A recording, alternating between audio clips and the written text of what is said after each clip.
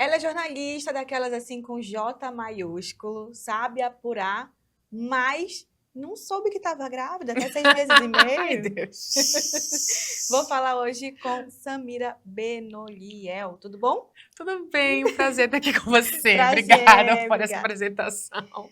E esse é o Quem Faz o Amazonas.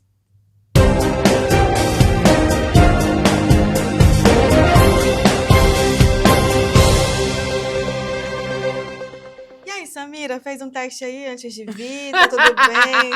Já tá com o segundo? Fiz. Que tu saiba, né? Não. Ai, amiga, não. Assim, é o pânico, né? A gente fica muito segura, mas enfim, a gente vai levando e sempre faz um testezinho ali, né, pra ver se tá tudo bem. É a primeira mulher, né, que poderiam perguntar: você tem filho? Não sei. Não sei. Gente, olha, foi assim uma loucura na minha vida. Não tem aquele seriado que tem lá no Discovery, eu não sabia que estava grávida? Foi tipo Foi assim, isso. eu tava quase, enfim, mas deu tudo certo, graças a Deus. Tá, só explicar.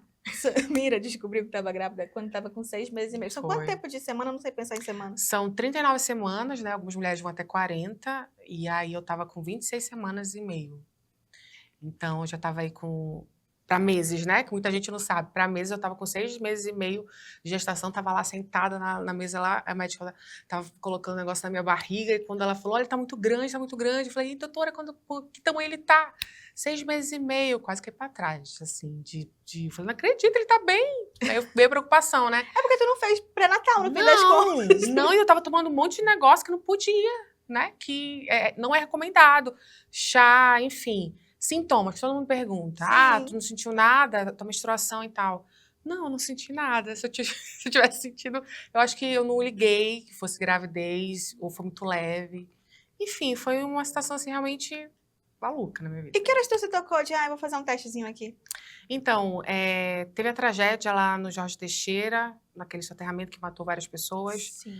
Aí eu, como repórter, né, fui... Olha onde tu tava andando, grávida. Exatamente. No dia seguinte da tragédia, eu passei o dia inteiro lá, subi e desci aquela ladeira, acompanhando toda a situação lá, né, as famílias sendo abrigadas ali numa igreja. E aí me desgastei muito. Na outra semana, eu fui na BR-319, lá naquela parte da ponte que caiu. E aí passei o dia inteiro lá também. Era só pauta legal, né? Só ponta legal. A minha produtora na época até ficou me sentindo culpada, eu pedi desculpa depois que ela descobriu. E aí no outro dia eu acordei assim, muito cansada, e geralmente eu ficava muito disposta, né, pra aguentar essa rotina.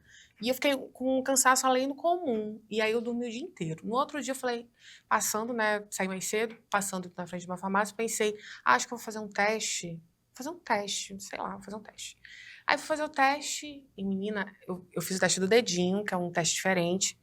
Eu queria o mais barato, mas eu nem peguei o palitinho, fiz o dedinho, fui pra casa. E aí, lá a farmacêutica me manda mensagem, parabéns, você tá grávida. O quê? Aí eu falei com a minha prima, que tinha sido mãe recente. Falei pra ela, olha, volta lá, compra aquele que dá as semanas. Aí eu voltei correndo, comprei o que dá as semanas. Aí quando eu cheguei, eu Tipo, vi. você vai ter um filho agora, querido. Aí eu falei, gente, tô grávida. E aí, enfim, descobri. E aí minha vida, assim, se transformou mesmo.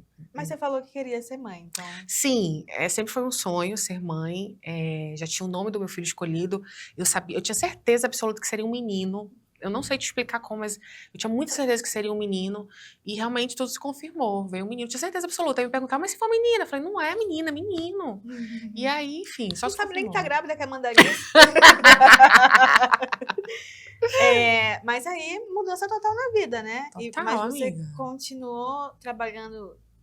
Você pensou em algum momento em jornalismo é uma coisa que pede muito nosso tempo, é Pede intenso muito. pra caramba. E como você faz, então, que é um hard news ali, você tá na frente da batalha. Então, como é que foi? Você pensou assim, ou vou ser mãe ou vou ser jornalista, ou você sempre pensou que dava pra conciliar? Menina, então, quando eu descobri que estava grávida, eu estava, na época, trabalhando de madrugada, como eu estou hoje, né? Mas eu estava trabalhando, apresentava um jornal matinal. Aí, logo em seguida, ao término do jornal, eu ia para reportagem na rua, fazia matérias especiais, enfim. Cheguei até a viajar para fazer matérias investigativas no interior e tudo mais. Muitas vezes, nesse período. Então, quando eu descobri, eu falei assim, não, agora eu preciso parar. Porque eu fiquei 6 meses e meio sem nem desconfiar que eu estava grávida, sentia minha barriga mexer aqui no pé da barriga, mas eu achei que fosse verme. Eu pensei que fosse verme, eu jamais imaginava que queria ser uma criança. Porque não é um pé mexendo, né? É uma coisa estranha, Tu nunca diferente. teve grávida antes pra saber também, né? É, exatamente. Então, assim, não me liguei. E aí, eu realmente falei, não, eu preciso diminuir esse ritmo, não dá pra continuar. Mas continuei apresentando o jornal que eu apresentava, né? Que na época ainda é 6 horas da manhã. E aí, deu diminuída no ritmo, todo mundo ficou sabendo, e aí todo mundo me acolheu nesse momento, graças a Deus. Só que aí eu tive a criança, o meu filho, o Noah, prematuro, ele acabou vindo prematuro por conta dessa falta de acompanhamento pré-natal, mas deu tudo certo, graças a Deus. E aí, após o nascimento dele, veio muito um sentimento de culpa, sabe? Caraca, eu passei esse tempo todo sem saber da existência dele, não cuidei dele dentro da minha barriga, e agora eu vou ter que dividir o meu tempo, né, com o meu trabalho com ele. Falei, não. E aí pensei em vários momentos em parar, vários momentos, assim. Apesar de amar jornalismo, de amar o que eu fazia, mas pensei em parar. Fiquei 6 meses de licença, e na hora de voltar, recebi um desafio, né, de assumir a gestão na época lá da emissora, e voltei, mas com o coração apertado. E aí eu fiquei cerca de 6 meses e aí eu não aguentei. Assim, eu falei, não tem como, eu vou ter que parar, porque realmente eu preciso estar com meu filho. E aí eu estava com uma sobrecarga mental muito grande, né, com a função de gestora e também o cuidado em casa. E aí eu resolvi parar. Aí foi então quando eu anunciei para a emissora, foi antes da eleição isso, que eu não conseguiria mais, que eu tinha que parar, porque eu precisava cuidar de mim e do meu filho. Só que isso durou 1 mês, amiga.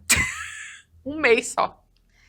Logo depois, recebi o convite para fazer mediação dos debates eleitorais. E aí fui para cumprir essa missão. Aí veio a situação de Brasília, para ir para Brasília para tocar o jornalismo lá. Enfim, aí tudo mudou. Mas durou 1 mês por quê? Porque veio a missão dos debates e aí me convidaram, né? Sim. Olha, você não quer apresentar os debates? Você não vai ficar o tempo todo trabalhando, você vai ficar só naqueles momentos, você vai se concentrar nisso e quando for para apresentar, a gente vai precisar de você 2, 3 dias e tudo mais. Não era um debate só aqui no Amazonas, eu tive que viajar também a alguns estados da região norte para fazer esse debate. E aí era algo que eu consegui conciliar naquele momento, né, com a minha família, com os cuidados do meu filho. Não precisava estar todo dia, mas precisava estar em alguns momentos. Então, foi mais fácil conciliar. E eu topei, né? Me fizeram o convite, eu topei e fui desafiada, assim, de todas as formas e maneiras, nesse momento. Trajano jogando uma isca, né? Não, é só uma coisinha. Aí pronto, né? Aí não dá, assim, não dá. Assim, eu amo ser mãe, tô muito feliz com meu filho, assim, amo demais. E ele tá desenvolvendo bem, graças a Deus, mas assim, eu amo jornalismo, amo trabalhar. E eu não me imagino realmente fora do mercado, sabe? Fora do contexto, assim. Eu preciso estar fazendo alguma coisa. Porque isso vem de dentro, né? A flora tá na gente. É vocação. Às vezes você pode tentar Isso. parar, mas você não consegue. Eu sei porque eu fui fazer contabilidade, porque eu briguei com jornalismo. Ah, Aí, na contabilidade, eu comecei a entrevistar todo mundo. Só que isso fez eu aprender sobre transparência, enfim. Mas vocação, é um serviu. negócio que tá na gente. Tu ia voltar em De qualquer qualquer jeito, momento. né? Eu me conformei já. Agora é conciliar, né? Por exemplo, antes de ter filho, eu ficava o tempo que fosse preciso. Se me quisesse 10 horas, 12 horas, eu ficava. Eu tava Nossa, pro quer trabalho, trabalhar depois aqui eu também? dormia. Hoje já não consigo mais, né? Hoje eu já tenho que me programar, eu já preciso pensar no horário, eu tenho que planejar, tenho que voltar logo pra casa, tenho que me organizar, não dá pra ser mais como antes. Mas a gente continua fazendo, né? Tudo no equilíbrio. Legal. Você falou aí que foi pro interior, foi fazer matéria investigativa. Eu imagino que Sim, tenha bastidor legal aí. tem. Nossa, tem. Foi quanto tempo? Olha, entre 2021 e 2022, assim, 2023 também, mas foi o período mais intenso de matérias investigativas no interior do estado. Tem algum momento que você teve medo? Teve. Eu fui fazer uma matéria em Manacaporu. Havia um contrato lá envolvendo o prefeito de lá da época, que tinha indícios de irregularidades. Ele tinha contratado uma empresa que não funcionava durante o dia. E aí, numa matéria investigativa, você sabe que a gente tem que ir pro front, né? Às vezes a gente não pode avisar, a gente só tem que ir e verificar a situação. Então, a gente foi buscando o que tinha no Diário Oficial, o que tinha no Portal da Transparência, encontramos o endereço da empresa em questão, e aí eu fui bater lá. Era eu, o motorista e o cinegrafista. E aí bati lá, não tinha ninguém, parecia, sei lá, tava tudo empoeirado, horário comercial, dia de semana, 10 horas da manhã, não estava aberto. E aí, perguntando lá dos vizinhos, eles falaram, o fulano mora ali, lá não sei aonde. Falei, tá bom então, vamos lá então. Aí o pessoal que tava comigo todo com medo, né? Falei, bora lá. Fui. E aí, chegando lá, bati na porta. Isso tudo gravando, né? Porque pra gente... Enfim, se acontecer alguma coisa, pelo menos tava lá. A gente não desliga a câmera essa hora. Porque pode ter estudante de jornalismo vendo, que gente que quer fazer vendo. Não desligue. Deixar a câmera ligada. Mesmo que ela não esteja filmando, deixa lá embaixo, assim, filmando. Isso, e microfone foi desse sempre. jeito. Foi desse jeito. Aí bati lá na porta, quem atendeu foi a mãe. Uma casa enorme, assim, 2 andares e tal, muito bonita. Entendeu? Foi a mãe. E aí eu lá perguntei, oi, aqui que mora fulano? Aqui é a Samira, da TV tal, não sei o quê, eu preciso falar com ele porque a gente está apurando uma denúncia aqui, eu gostaria de um posicionamento dele. Ele pode nos atender? Ele está aí? Aí ela falou, ele não está aqui não. Aí eu falei bem assim, então tá bom. Mas avise pra ele que a gente estava aqui, porque a gente quer um posicionamento dele. Beleza. E aí a gente ficou na frente da casa dele, porque eu fiquei lá tentando outras situações para poder partir dali, mas eu continuei lá. Sim. E aí, acho que deu uns 5 minutos, Blink, ele chegou numa picape, assim, numa velocidade, tipo, querendo intimidar. Alta, assim, parou, assim, deu uma freada brusca, sabe? E aí, saiu um outro homem de um lugar que eu nem sabia onde é que tava, porque parecia uma rua residencial, só residencial, mas, enfim, saiu outro lugar, falando, o fulano tá vindo aí, tipo assim, ele tá vindo aí, antes disso, né? Aí ele chegou dessa forma e tal. E aí eu fui lá com o microfone, falei bem assim, olha, a gente tá aqui para fazer isso, isso e aquilo, a gente recebeu uma denúncia da população de que existe aqui um contrato, que vocês contrataram, que você é dono de uma empresa, com um contrato da prefeitura que não funciona, não tá rolando e tal. E eu queria entender isso, o que vocês fazem e tal, não sei o quê. Ele, não, mas por que você tem que vir na minha casa? Você não tem que vir na minha casa, não. Eu falei, a gente tá aqui porque a gente não encontrou você na loja, estava fechada, no pleno dia da semana, a gente veio aqui querendo saber o que estava acontecendo. Não, mas você não tem que vir na minha casa. Eu falei, olha, calme, eu estou aqui, tá. Aí falei, né, tive que falar. Gravei tudo isso e coloquei na matéria. É o que a gente pode fazer, né? A gente tenta os posicionamentos de todas as formas. Era aquele momento que eu tinha com ele, possivelmente eu não teria um outro momento. E aí foi assim.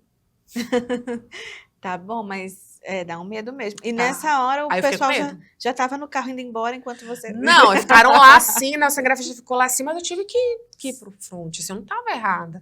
Eu fui lá no meu papel de representante do povo, né? Tava lá pra pedir um posicionamento. Eu não tava colocando uma arma no pescoço dele. O microfone não é uma arma, embora muitos achem isso. Né? Não é uma arma. A gente tá ali a gente quer um posicionamento. O senhor tem um espaço aqui pra esclarecer. É um direito dele de se posicionar, inclusive. Exatamente, né? E assim, a gente foi atrás. Tem gente que nem vai, né? Tem gente que só dá um negócio e não vai atrás. A gente foi atrás. A gente foi até o último momento, assim, pra tentar alguma coisa. E foi quando ele falou... Me lembrei que a gente voltou para a loja depois disso, depois dessa... Esquentou, enfim. Aí ele voltou lá e explicou o que estava acontecendo. Disse que a loja funcionava mais como um ponto de distribuição, por isso que ela não ficava aberta ao público. Enfim, foi isso. A gente está no Quem Faz o Amazonas e volta daqui a pouquinho.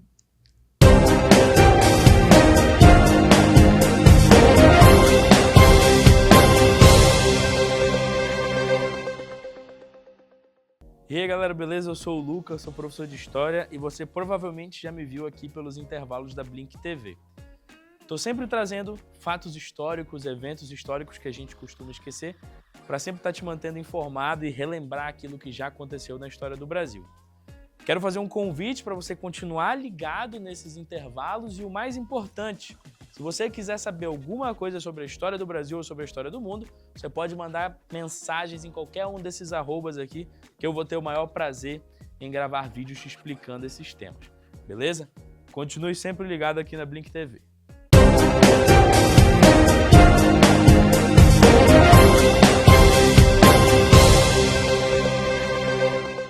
Estamos de volta com quem faz o Amazonas. Estou aqui com Samira Benoliel, que já contou pra gente sobre a apuração, já falou pra gente sobre o momento que é tenso, que não é só glamour, não é só aparecer na frente da TV, não, né? Não é não, amiga. Se quer saber mais, eu te conto mais. Teve outro também.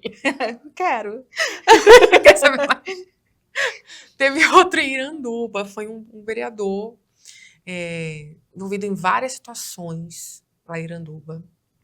E aí eu tive que ir lá também, bater de frente com ele para entender o que acontecia com a vida dele, porque ele tava vida louca. E aí, amiga, ele me recebeu lá na própria Câmara lá de Iranduba, né? Enfim, não aceitou o que eu falei. Ele até falou que, você tá vindo aqui por conta da minha oposição. Não sei o quê, você não tá vindo... Eu falei, é um apelo da população. Não é não! E não sei o quê, não sei o quê. Eu falei, mas é sim, não é não. Aí tava lá o assessor dele filmando tudo, não sei o quê. Aí a gente fica assim, né? A gente tem que ficar firme, a gente tem que, né, se mostrar segura nesse momento. Mas é muito chato, né? Porque, meu Deus. Mas essa é uma profissão que você recomenda a alguém? Um minuto pensando. Assim, sou uma estudante, estou no ensino Tá médio, quero ser jornalista. O que você Tá. me fala? Gente, eu amo fazer o que a gente faz. Eu amo comunicar. Eu amo jornalismo e amo a vertente do jornalismo de serviço social mesmo, a prestação de serviço. Então, se você quer gerar um impacto no mundo, ter propósito na sua vida, o jornalismo é um caminho incrível e excelente. Tem muita batalha pela frente, tem muitas dificuldades, né, na profissão mesmo, enfim, mas é uma ferramenta que você tem de mudança, né, de transformação na sociedade.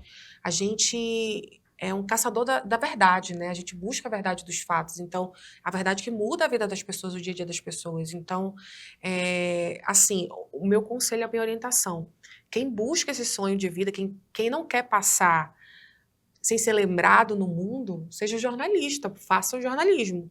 Mas não faça esse jornalismo que não dá em nada. Faça o jornalismo realmente que vai gerar impacto na sociedade, que você vá levar também mudança ali para a vida das pessoas. Porque quando você dá uma informação que, em meio a tantas inverdades, né, a tantas mentiras, você está esclarecendo ali a pessoa de algo que vai mudar a vida dela para o positivo ou até para o negativo. Então, ela fica alerta, ela toma cuidado.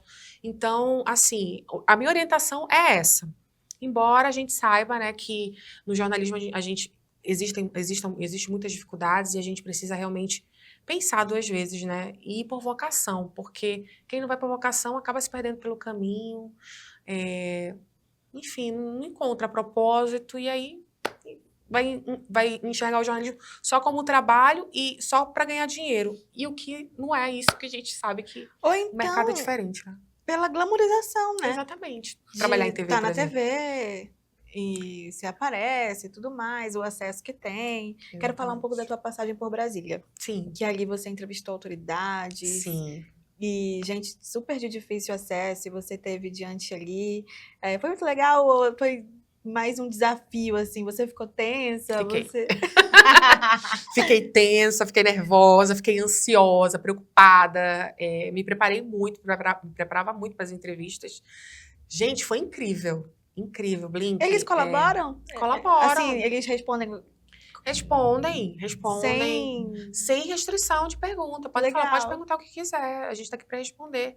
E assim, a gente não é agressiva, né? A gente busca não ser passiva-agressiva. A gente só quer esclarecer, né? Se, por exemplo, né, uma determinada figura política está envolvida em algum escândalo, em alguma suspeita de irregularidade, enfim, alguma situação, a gente só quer esclarecer. E a gente abre um espaço para esclarecer, né? A gente não é radical e tendencioso também. Então, todos foram muito legais comigo. O Mário Campbell foi uma grande surpresa para mim, porque eu não conhecia, né, só assim, o juiz que faz as determinações, que afasta os magistrados e tal. Nossa, ele tem uma história incrível, ele é super acessível, ele fala muito, e fala assim, de muitas coisas que a gente não sabe nem de bastidor, né? E foi incrível a entrevista com ele também, é um dos que eu cito aqui, que foi muito importante. E principalmente foi no momento que o Amazonas estava vivendo o afastamento de desembargadores aqui. Nossa, aquilo foi demais. Foi um Exatamente. golaço seu. Tá com ele Exatamente. ali naquele momento. Exatamente. Tá com ele, eu acho que ele em qualquer momento seria legal, mas como veio naquela hora, Exatamente. foi show. Foi show. E ele falou, né, como é que foi todo o processo e tal, enfim. Nossa, foi incrível entrevistar ele. Ele falou também da passagem dele pelo Amazonas, quando ele nasceu aqui, né, enfim, como é que foi a infância dele, como é que ele foi pra Brasília. Então, eu descobri um pouco da história dele e aí a gente acaba tirando um pouco, né, daquela máscara de juiz, né, corregedor Durão, ministro Quase Durão, do STJ e tal. uma Quase figura longe muito ali, né? distante, aí a gente aproxima muito, então foi muito legal. E Lula, né? Você entrevistou também? Entrevistei o Lula aqui em Manaus ainda. Foi em 2024, antes da eleição. O Lula tinha feito uma visita aqui, fez uma visita em várias comunidades, era para ser presencial, mas acabou atrasando muito. Ele tinha uma reunião lá na Zona Franca, das Framas, daquela reunião do conselho, do CODAM. E aí ele não pode ser presencial. Aí marcamos ele por vídeo no dia seguinte. Eu achei até que não ia rolar, mas graças a Deus rolou. E a gente teve a oportunidade de fazer várias perguntas para ele. Entre elas, aquela da fumaça, aquele fumaceiro que estava acontecendo em Manaus, não só aqui como em outras regiões também, aqui da região norte. E aí eu tive a oportunidade de falar para ele, assim, que a sensação que a gente tem é que a gente está invisível, né? E só quando acontece no sul e sudeste que o governo federal vai dar atenção, que todo mundo fala. E aqui a gente estava um tempão sofrendo com isso. E aí eu falo isso para ele. E aí ele me respondeu que não, que ele entende a situação, mas que ele prioriza a Amazônia, que ele entende a importância da nossa região e que a partir daquele momento, ele já estava, né, fazendo, mas a partir daquele momento ele ia ter um olhar mais atencioso para cá. Então foi muito importante essa entrevista. Na minha carreira, enfim, de todo mundo ali, né, que estava participando desse momento. Legal. E você tá acordando muito cedo, hein? Tô, amiga. Mas pro jornal... 3 horas da manhã. Nossa. Pro jornal que a gente vê de manhã cedo lá, você apresentando toda bonita. Que horas você começa a fazer pra sair aquele resultado? Eu levo uns 40 minutos. Não, gata, de todo o jornal eu falo. Tudo, o jornal todo? Uhum. Tá. Bom, eu acordo 3 horas da manhã, eu tenho que estar por volta de 3h30, 3h40, ou 4 horas da manhã lá na emissora, porque aí eu já vou logo pro camarim. Ai, eu já cansei, já, né? Eu vou pro camarim. Aí tu me pergunta, que horas tu dorme, né? Pra poder, assim, eu tenho que dormir no máximo até 10 horas da manhã pra ter 5 horas de sono. E como fica a agenda do pequeno? Fica com meu marido, com o pai dele. Ah, entendi. Nessa metade da noite, né? Mas tu consegue ver? Ficar com ele na semana? Não fico. Aí eu saio depois de meio-dia e já vou pra casa. Ah, entendi. Então a tarde dele é sua, né? Isso, ele já fica comigo. Entendeu? Eu tenho uma cuidadora lá com ele, minha mãe também fica supervisionando. Mas assim, como eu te falei, né? É tudo um equilíbrio. Assim, quando me falaram que eu ia ficar nesse horário, eu assim, poxa, caramba, vou ter que acordar cedo e tal, mas, pô, eu vi como um lado positivo. Ou seja, você podia estar dormindo agora. Obrigada por ter vindo. Não, mas tá tudo bem. Tá vendo? Eu me esforcei, engaja esse negócio aqui, gente. Bora curtir e compartilhar. Ouvi ela. Sim, aí à tarde você tem livre. Não, aí, a partir de meio-dia, eu já vou pra casa, aí eu durmo um pouco, aí vou ver comida, aí eu vou ver ele e tal. Ele tá com a cuidadora, né, que fica até o meio da tarde, fica com a minha mãe.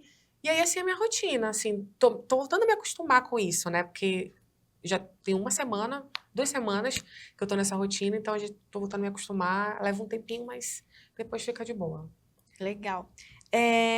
E agora você tá numa posição ali de manhã, de quem tá apresentando, mas eu tenho certeza que você vê o jornal todo, né? E dá uma acompanhada ali no... Você tá numa posição de editora-chefe hoje? De editora de texto. De texto. Isso, de fechamento. Como eu chego 3h30, 4 horas da manhã, eu vou me arrumar e aí eu já vou pro espelho do jornal. O espelho do jornal é aquilo que mostra tudo que vai ter. Uhum. E aí a minha diretora tá ali comigo, né? Eu fico ali discutindo os assuntos com ela, debatendo, olha, o que a gente vai colocar? Vamos colocar isso. E aí hoje a gente tá com um desafio muito grande, porque a gente tá indo para vários estados da região norte. A gente está, além do Amazonas, tem o Acre, Tocantins, Roraima e Rondônia. Então, a gente está falando para todos esses estados, né, na primeira meia hora. E aí, tem muitas situações acontecendo por lá e a gente precisa realmente fazer um pente fino, pegar as coisas mais importantes, porque é só 1 hora, né, de programa. É pouco tempo, a gente tem que apertar mesmo e trazer tudo um pouquinho de cada para que a gente consiga atualizar também a população que está nos assistindo lá. E é você quem, você disse, né, que participou diretamente, mas você dá o ponto final ali de, não, isso aqui é assunto que entra, isso aqui não. Não, tá eu e minha diretora lá discutindo, né? A gente avalia juntos e tal. Dependendo do assunto, às vezes ela bate o martelo, ou eu pergunto, o que que você acha? Vamos trazer isso, vamos trazer aquilo e tal. E aí a gente vai puxando, né? Vai fazendo o rastreio das notícias, do que é mais relevante, do que é mais importante para a população saber nessa hora do dia, né? Porque nessa hora do dia ela tá ali acordando, tá ali se preparando para ir trabalhar, para deixar filho na escola, para estudar. E aí a gente precisa aproveitar esse momento ao máximo para que ela entenda o que está acontecendo, o que aconteceu nas últimas horas, o que vai acontecer nas próximas horas, e ela se prepare para sair bem de casa, bem informada, e o resto é repercussão do outro dia. Tá certo. A gente vai para um rápido intervalo e daqui a pouco volta.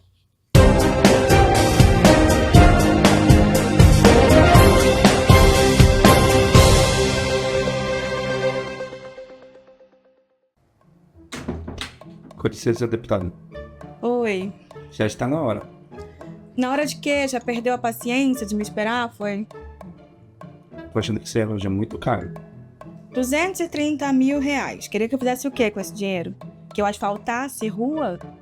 Tem que pensar nas pessoas. Olha só, se eu asfalto uma rua e passa por lá um caminhão que tem leite, tá carregando leite e passa numa rua asfaltada, o que vai acontecer? Nada. Agora, se ela tem buraco, esse caminhão tomba, aquelas pessoas daquela rua vão poder pegar o leite que tinha no caminhão, vão sorrir com dente sujo de leite. Olha que cena linda, elas nunca viram isso. Todo mundo ganha. Mas e a empresa e o motorista? A empresa tem seguro, vai cobrir. O motorista, ele vai viver aquilo que todo mundo que tem um emprego quer. Não trabalhar e ganhar dinheiro. Todo mundo sai feliz e eu fico linda. Essa é a melhor forma de gastar dinheiro público.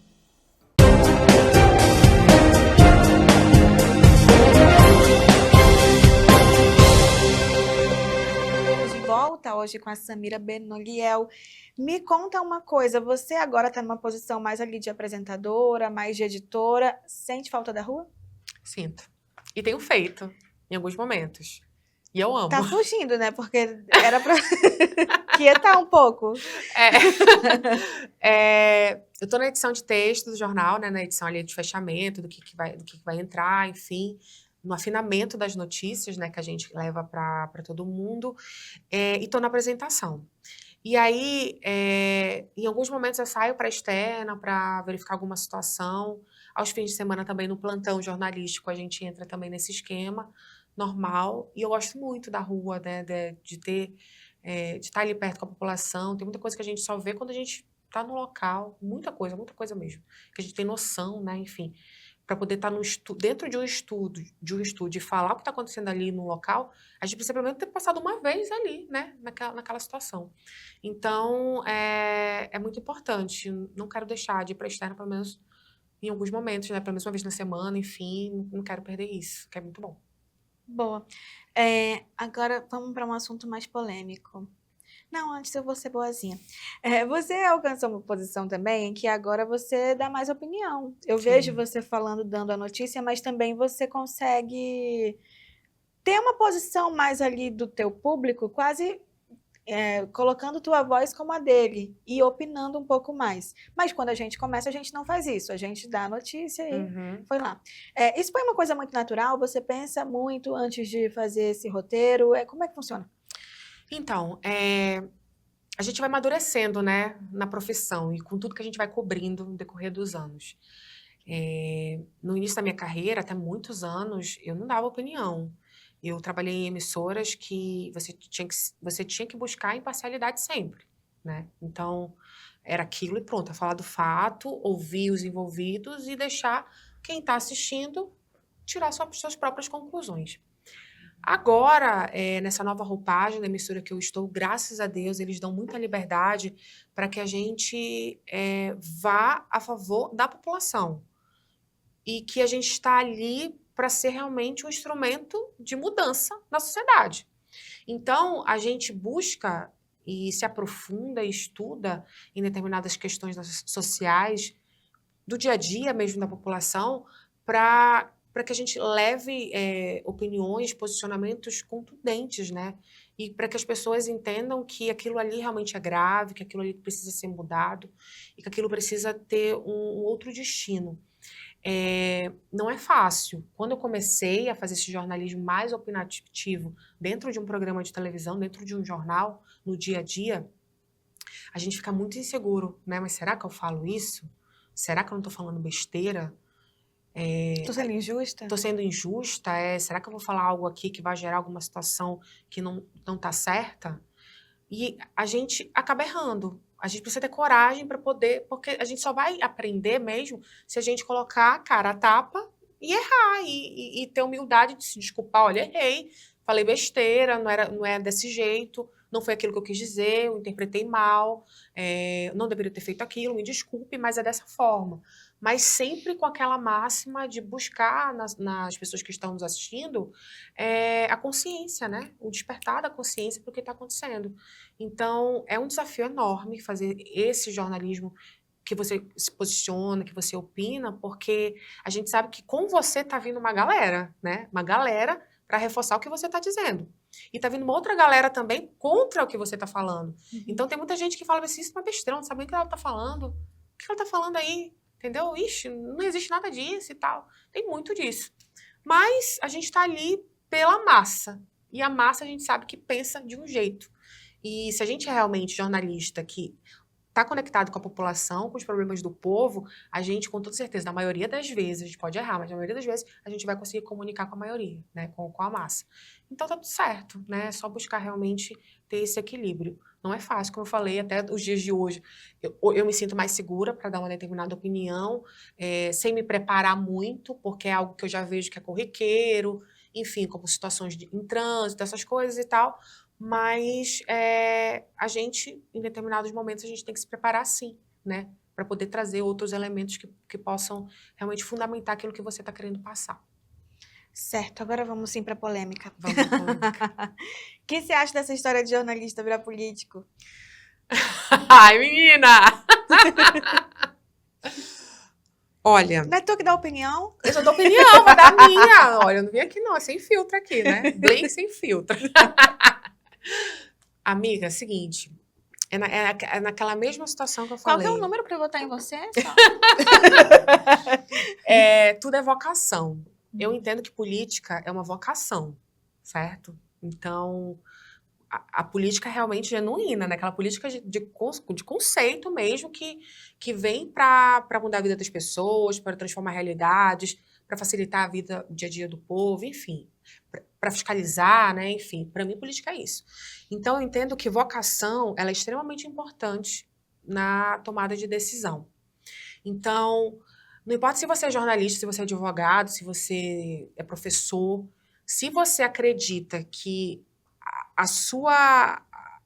você tem o talento, a habilidade de ser política, porque você precisa lidar com problemas sociais, você precisa ouvir, ter escuta ativa, você precisa estar lá no meio do povo, vai na fé, meu amigo. Não importa quem você seja, entendeu? Mas, se não se arrisque, né? Porque realmente é difícil fazer política, né? A gente sabe que, quem coloca cara a tapa aí sofre muito, porque quem está, né, fiscalizando, como a gente também se coloca como fiscalizador, a gente está ali pressionando, quer mudança e tal. E a gente sabe que dentro de uma gestão pública, na coisa pública, as coisas não funcionam como todo mundo quer. Ainda existem as situações de desmandes e tal. Então, é uma situação muito complicada. Então, mas eu penso assim, que quem tem vocação de fato, que acredita que pode ser um instrumento de mudança na política, pode ser jornalista, pode ser professor, pode ser advogado, pode ir na fé. Entendeu? Que vai dar certo. Ou não, né? Aí vai depender da coragem da pessoa de se aventurar nesse caminho. O que a gente faz é muito político, né? Apesar de não ter um mandato exatamente. Exatamente. Exato. Mas você quer ter um? Olha, eu não penso, não. Hoje não, né? Não sei amanhã, mas hoje não. E você? Joga pré. Nunca pensei. Eu não Pensaremos, Blink. Eu não sei por que alguém quer isso. Eu, sinceramente, não faço a menor ideia. Eu não gostaria de lidar com uma eu. Ou com uma você. Mas eu entendo que precisa ter político e precisa ter gente Precisa. com coragem e com vontade. Porque também, quando você assume uma posição de sou candidata, não importa. Você não tem uma caneta na mão. Mas no momento que você é candidata, você já não presta. Para a visão de Porque tá muita gente. manchado, né? Como eu Sim. falo, a política genuína mesmo, no conceito, né? Enfim, ela é linda. Ela transforma vidas e tal. Se funcionasse à risca, eu tenho certeza que todo mundo não ia pensar dessa forma, né? Sim, Mas, até acharia bom que alguém tá envolvido. Por quê? Porque também quando você atende tão de perto a população, quando tá tão presente, quando você sai dessa bolha, você diz, né? Uhum. Pô, eu faço questão de sair do estúdio porque meu lugar é a Isso, rua. Exatamente. Você se comove com aquilo ali. E se você pode entender em algum momento que você pode ajudar. Exatamente. Mais do que só com o microfone. E aí eu Exato. penso que por isso acontece de ter gente que é jornalista que pode se interessar por esse Em caminho. querer fazer, né? Se sente, né, parte ali de uma resolução de problemas e tá tudo certo. Não é fácil, né? É um grande desafio, porque não dá para fazer meia boca, né? Não dá para ser meio político, tem que ser por inteiro. Então, tem que se entregar de fato para fazer a diferença. E aí, quando não se entrega, vem o hate, né? Vem as cobranças, e é normal, faz parte. Mas eu acredito que tudo faz parte de um amadurecimento também pessoal e profissional da pessoa que está ali disposta a encarar isso tudo. O que é mais difícil, entrevistar o Lula ou entrevistar algumas figuras políticas daqui? Ah. Algumas figuras políticas daqui, com toda certeza. De ser acessível? Ou de... De ser acessível. Teve uns que realmente eu não consegui falar, que eu tentei muito, e não consegui. Não consegui mesmo. Passei meses tentando e não consegui. E eles já falaram assim, beleza, eu vou, mas as perguntas, cadê? Normal. A assessoria é craque. Você manda um roteiro de perguntas, o que você vai perguntar? Aí eu mando, eu faço a minha parte, mas eu mando assim, os tópicos, né? Eu não mando a pergunta em si. Olha, a gente vai falar sobre isso, aquilo. Tá bom, então. Que eu preciso saber e tal. E aí, antes da entrevista, eu falo, olha, a gente vai falar desses tópicos e tal, mas eu gostaria muito que você falasse sobre isso e aquilo. Pode ser? Tá tudo bem? Não tá tudo bem. Não tive ainda nenhuma negativa até agora, né? Então, todos que eu entrevistei realmente falaram tudo que eu perguntei e foi muito bom. Eu entrego a pergunta. Eu falo, olha, essas aqui são as perguntas. Só que... Olha, não, até maravilhosa, tu é muito boa. Não é. Dá tempo de preparar, né? Deles se preparar. Eu não acho um problema entregar a pergunta, porque a conversa vai pra onde ela for. Sim. E às vezes é ele quem traz a outra coisa. Então, não importa entregar a pergunta. Entrega a pergunta, foda-se. E aí você pode fazer o que você quiser a partir dali. Não porque você tá sendo... você tá tramando alguma coisa. É porque a resposta vai te trazer outras perguntas. E aí... Exatamente. Tem até, eu esqueci até o nome dele, mas tem uma frase de um filósofo, não lembro quem era, que falava assim, o que é importante não é como você usa uma pergunta, mas é como você utiliza uma resposta, porque isso é o mais importante.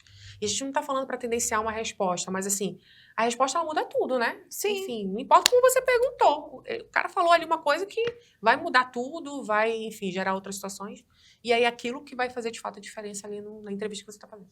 Pois é, eu ainda não tive nenhum problema, não, de agindo dessa forma, ainda não teve ninguém bravo. Já teve gente brava comigo, mas por outras coisas, não pela entrevista. E outra coisa, a gente não quer destratar a pessoa numa entrevista, se a gente tá chamando a gente de anfitrião, né? Então, às vezes vai ter pergunta que, obviamente, pode incomodar ali, mas a pessoa pode escolher não responder, só que a gente tem o dever de perguntar. Exatamente. É o nosso dever. Se a pergunta vai ser respondida ou não, aí já é do entrevistado. Porém, até o silêncio a gente usa, né? Como uma resposta. Até o silêncio, então... Porque o silêncio é uma resposta. Exatamente. Então, assim, tem perguntas que precisam, né? Estão ali clamando por um posicionamento, não dá nada e tal. Então, beleza. Aí, o que a gente cita, né? Perguntamos, mas não respondeu. Que pena. Deu a oportunidade da pessoa falar. E eu não entendo porque a assessoria também, que se sabe, eu nunca trabalhei na assessoria, mas o que a gente lê é que se posicione, tenha você o domínio da narrativa. Então eu não entendo por que abrir mão disso, assim. Mas nossa parte é feita. É verdade. Toda vez que eu trago jornalista aqui, eu sempre penso que tem algum estudante pensando se ele quer ser ou não jornalista. Porque eu era curiosa, eu era a pessoa que estava ali atrás vendo, e eu acho que hoje, com você trazendo esses bastidores, com você trazendo um pouco mais do que a gente vê na TV, você deixou a pessoa pensando sobre. Porque ao mesmo tempo que você não fala assim, olha, venha pra cá, é muito legal, você traz com muita responsabilidade. É muito bom, tipo, você marca o mundo, como você disse, Exatamente. mas ao mesmo tempo a cobrança disso é muito alta. É muito alta. Você não identificou que estava grávida, a gente falou disso muito brincando, mas é porque é uma vida também muito dedicada ao trabalho. Exatamente. Então não é tão à toa, assim, você coloca o trabalho acima de muita coisa e isso não é à toa. Eu tenho certeza que você já viveu Natal, Ano Novo e Sim, muitos. feriados, gente curtindo e você trabalhando. Exatamente. Então, ao mesmo tempo, não consegue deixar isso. Olha como é uma doença. Tá dentro da gente, né? Mas a gente ama fazer isso, porque até fora do trabalho, a gente fica vendo as notícias, fica vendo o que tá repercutindo. Por exemplo, o teu Instagram, eu fico vendo, eu ativei as notificações lá, chegou a história, eu tô vendo, deixa eu ver o que a Camila que tá falando aqui, tá, não sei o quê. Aí eu vou catando as coisas, sabe? Porque realmente a gente não consegue estar muito, por exemplo, como eu tô no estúdio, eu não consigo estar muito por dentro desse bastidor. E jornalistas, comunicadores como você, trazem isso muito pra gente, sabe? E a gente fica mais atento, porque quando tem uma oportunidade ali, algo que a gente consiga questionar, a gente já aproveita o momento. Então é muito importante, é um trabalho assim, incrível, que faz diferença. Parabéns, você faz muita diferença aqui, como eu falei, sigo Cynthia Blink, admiro demais, sempre, desde o início, e obrigada por ter me chamado. Eu sei que não sei se está acabando, mas eu tô agradecendo desde já. Obrigada também sou fã. Ai, que momento, né? Também sou fã, fico muito sem jeito quando ela fala essas coisas. Ai, gente, para, já se acostumou já. Mas é muito legal ver você e acho que tô no caminho certo quando te ouço falar assim e quando olho pra você com uma inspiração também. Poxa, Obrigada por isso. Obrigada. E é isso, quem faz o Amazonas de hoje foi esse. Eu espero você amanhã às 18 horas aqui comigo.